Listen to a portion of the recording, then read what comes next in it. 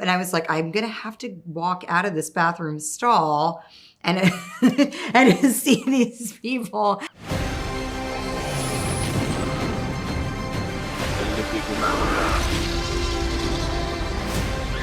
Where we're going, we don't need roads. Guys, good to see you both again. Thank you for taking the time. I appreciate you. Thank you. Yeah, I'm going to jump into this because I got 1,000 questions for you. Scarlett, you have a really hilarious moment in the film where a fan of yours says, I really love this movie that you're in. I don't know why more people don't like it. So with that idea in mind, what is, for each of you guys, the strangest thing a fan or a stranger on the street has ever said to each of you?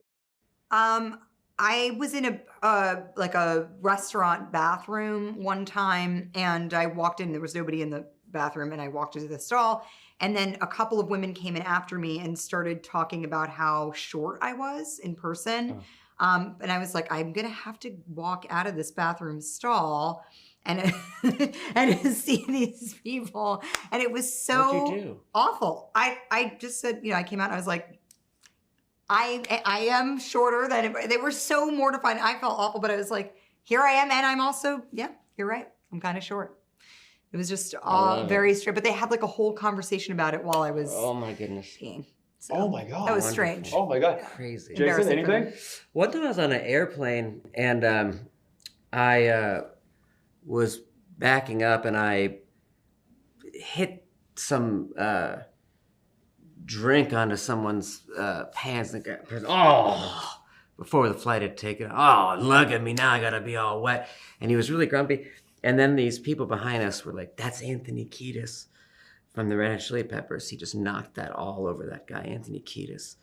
And I was like, dodged a bullet on that one. Reputation never recovered. Not for Anthony. One less album sold right there. But I liked. But I wasn't sure if I was supposed to say. With all due respect to Anthony, it's not Anthony. I'm someone else, and I'm But sure you didn't. I didn't. I really You just let him take it. Yeah. So. And he is still grumpy about that to this day.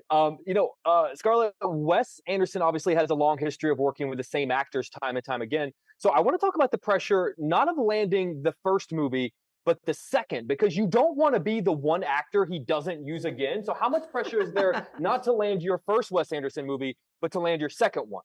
The pressure is immense. No, I'm always very thankful and surprised if anybody calls me for work, but particularly if it's the same person. I have no expectations at all.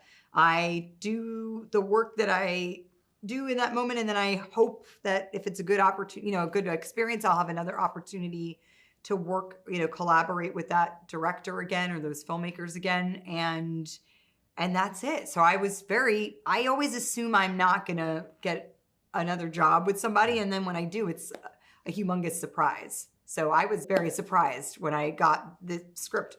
Came at a wonderful time, and I was not expecting it. So that was exciting. Well, we're all the better for it. I'm going to end you guys on a bit of a nerdy question, if you don't mind, because there are a handful of directors out there who say that their films exist in the same universe. I think of Quentin Tarantino and Kevin Smith. I was wondering if you guys think it is at all possible that all of Wes Anderson's movies exist in the same universe? And if so, which past great Wes Anderson character would you love for your Asteroid City character to meet? I don't know about same universe, but I did hear Wes say one time that, he said something like that he would like, his movies, if they were on DVD or to be a little collection. Like he likes, that they go together. What's wrong with that? That there's a kind of, they're not the same universe, but that they're there's a quality to them that he's like, I can't do anything about it. So there is a kind of like, it is the same kind of, but I think they're all different. I would spend more time with Midge Campbell, who's her character in the movie. Or Steve Zissou, one of those two.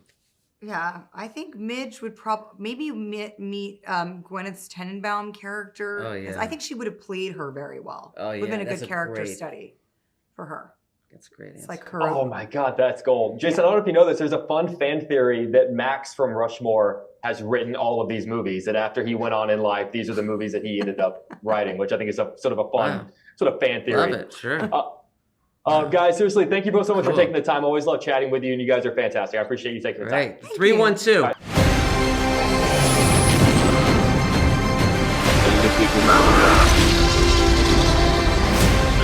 Where we're going, we don't need roads.